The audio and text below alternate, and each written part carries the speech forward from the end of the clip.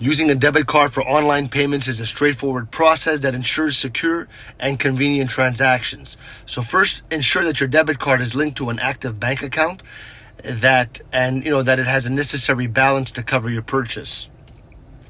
When you're ready to pay for an online item or service, select the debit card option at checkout. You will typically need to provide your card number, the expiration date, and the 3-digit CVV code found on the back of the card. Some sites may also require you to enter the billing address, which should match the one associated with the card. After entering the required information, you're going to be prompted to authenticate the payment. This could involve entering a code sent to your phone or email, depending on your bank security settings. Once the details are entered and verified, confirm the payment and the transaction will process. The funds will be deducted directly from your linked bank account.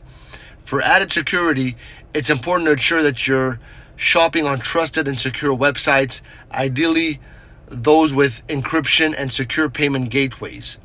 Many debit card issuers also offer fraud protection, which can help resolve issues if there are any unauthorized transactions.